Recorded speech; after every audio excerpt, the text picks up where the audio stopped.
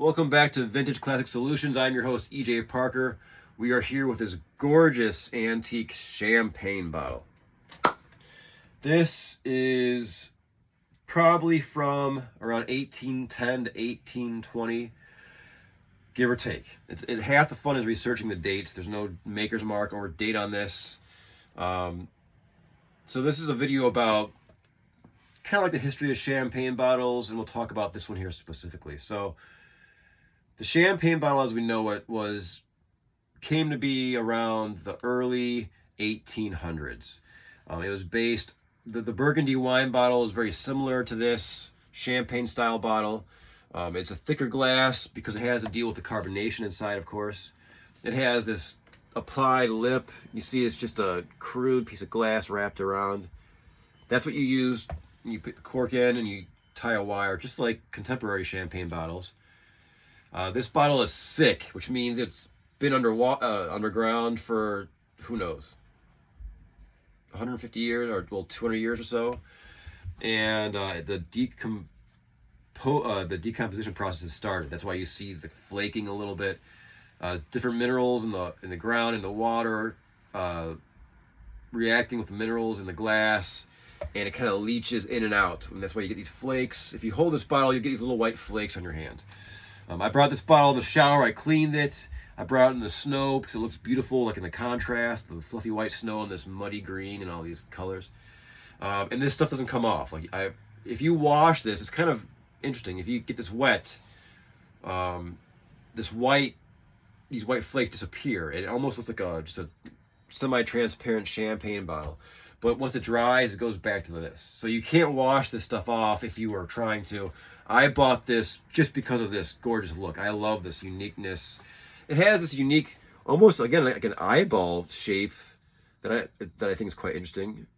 You see there, it's a certain patch of the glass. So now how do I date this bottle? I've been doing research. I think this is from 1810, again, give or take. How do I come to that conclusion? Well, I've been doing research, and there's specific websites devoted to antique bottles of this era.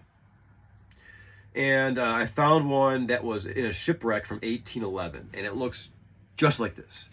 Very crude. You can tell this is either hand blown or blown in a dip mold because it's just asymmetrical. One side's a little thicker, and the neck, sometimes it's easier to see if you spin it. It's not even, right? It's a bit off kilter, I guess, right? Which gives it this awesome, unique look and charm. I love it.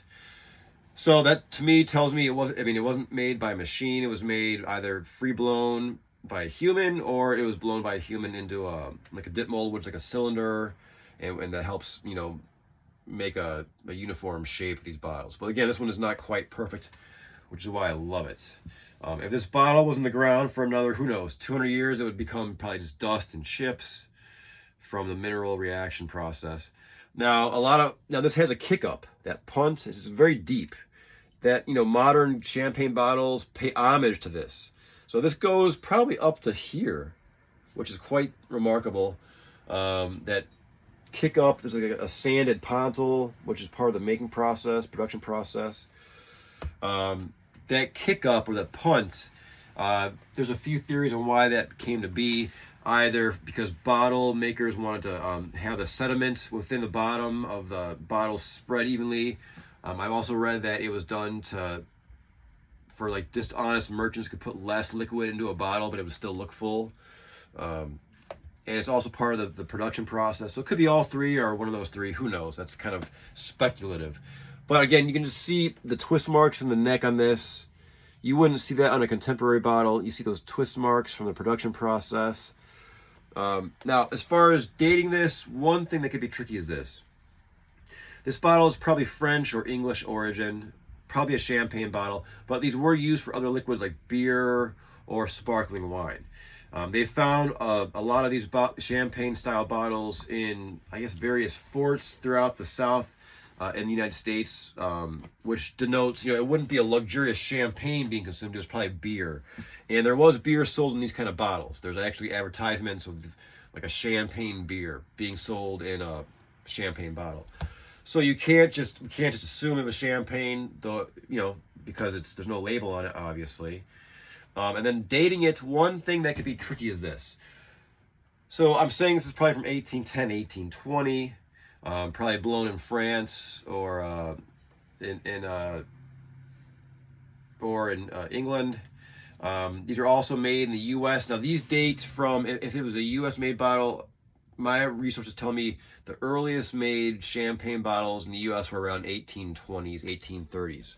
So, I mean, it's all speculative. I'm just going off of what I've seen, comparables, and this one looks just like the one I found in a shipwreck from 1811. So 1810, 1820, and my guesstimate is probably French or English. If I had to guess, I don't know, maybe French. But it's fun to speculate with these, because the more you learn, the more you can pinpoint maybe a date or a maker. But again, there's no maker's mark, there's no label. So the pursuit of knowledge is half the fun.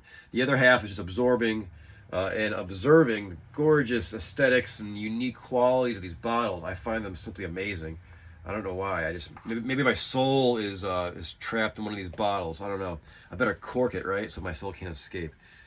But this has been a look at a champagne bottle. It could have been a beer bottle. It could have been a sparkling wine bottle.